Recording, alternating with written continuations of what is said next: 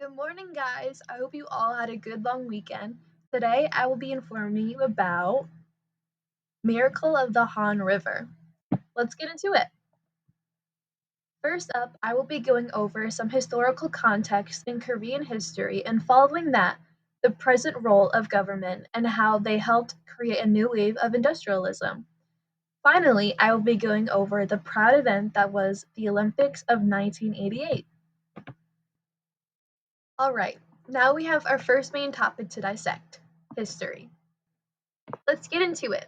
In 1945, Korea had just gained their independence from Japan and was one of the poorest nations. During the Korean War, it suffered terrible losses. 50% of all manufacturing facilities destroyed, 40% of all private homes destroyed, and 20% of all schools destroyed. And despite their best efforts to rebuild their home, it was futile and remained impoverished. With help from the government, in the 1980s, the South Korean economy started to boom. To give you an idea of just how impressive their growth was, let's look at some jaw-dropping examples. First off, South Korea's exports of manufactured goods had almost doubled. They were selling stuff internationally too, and people couldn't get enough. But that's not all. Korea also had the world's most efficient steel plants. I know that might not sound very exciting, but back in the day, they were a big deal. Not to mention, they also had the world's second largest shipbuilding capacity. Seoul, as its major city, with a population of 12 million people, is about twice the population of Arizona, for reference.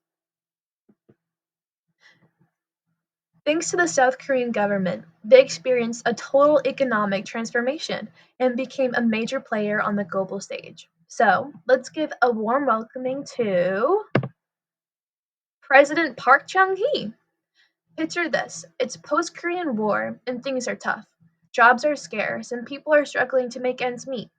Strict government labor laws kept people in their jobs, often in what some historians cite as disciplined conditions. Korean working days were among the longest in the industrial world. Wages were low, particularly for young women just entering the labor force. But then along comes General Park Chung-hee. After leading a military coup in 1961, he came up with the 5-year plan. It has got all the good stuff: coal and electric power industries, agriculture, science and technology, and increased employment. Finally, they have entered the world of high technology communications. But wait, there is more.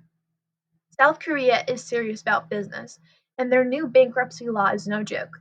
Failure is not an option, so they have severe punishments for when it does happen. Now, get ready to be transported back in time as we watch this video about how South Korea looked during the 1950s and 60s. So sit back and enjoy.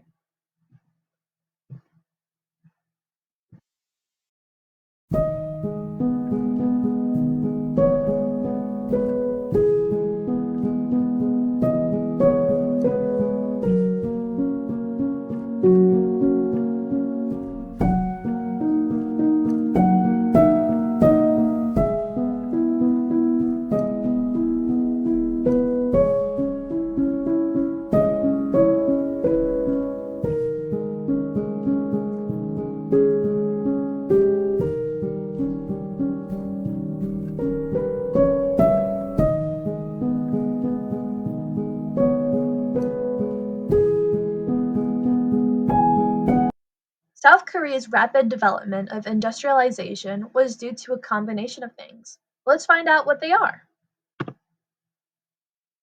So get this, after receiving their independence after World War II in the early 1950s, Korea struggled to get back on its feet, as you know, and unemployment and poverty were the biggest problems. But things began to turn around when heavy industries like steel producing and shipbuilding took off, transforming farmers into factory workers and bringing more income into their lives.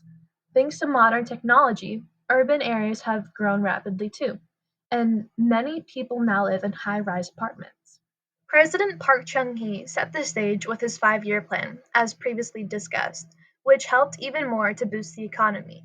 He had developed energy resources and increased agricultural productivity by using modern equipment and technology. With international trade and global economic interdependence, South Korea's economy has continued to thrive, making it one of the most exciting places to be. In the 1950s, South Korea was dependent on financial aid from the United States. It supplied groceries, raw materials for agriculture, and facilities. This money was focused on developing rural areas and rectifying the disparity of living standards between the nation's urban centers and the poorer countryside villages. With help from the Korean government, chaebols, meaning business controlled by either the government or other citizens, were able to become successful, thus creating the billion-dollar industry Samsung. You might be wondering, whoa, who is that on the right? And that is founder Lee Byung-chul of Samsung. It started out as a food exporter but eventually ventured into life insurance and textiles. During the 1960s, it created a Samsung Electronics division that focused on televisions. This product helped boost the economy. The idea of placing a bid to host the 1988 Summer Olympics was initially brought up during the administration of President Park Chung-hee. His successor, Chun Doo-hwan, further developed the idea of South Korea's candidacy, eventually sending the bid in 1981, with the hope that Korea's economic miracle would be recognized by the international community. South Korea was eventually awarded the bid on September 30th, 1981, becoming the second Asian host nation and the first mainland Asian nation to host the event. Try saying that 10 times fast. As the host country, South Korea ranked fourth overall, winning 12 gold medals and 33 medals in the competition. Let us take a look at the amazing men's singles table tennis win by South Korean Woo Nam-koo in green. Also, just look at how fast their legs move.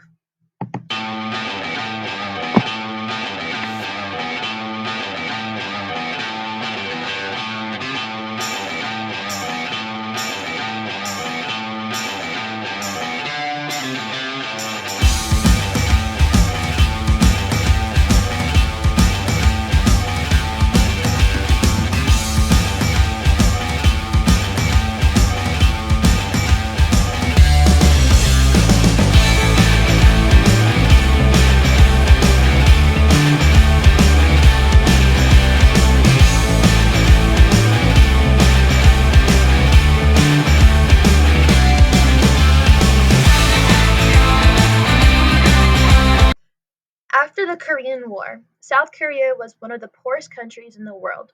However, through a series of government-led initiatives, the country rapidly industrialized and modernized its economy.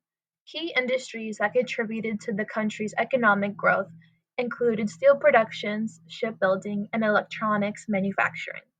South Korea became the envy of the world, proving that, with a little government intervention, anything is possible. I hope you all enjoyed.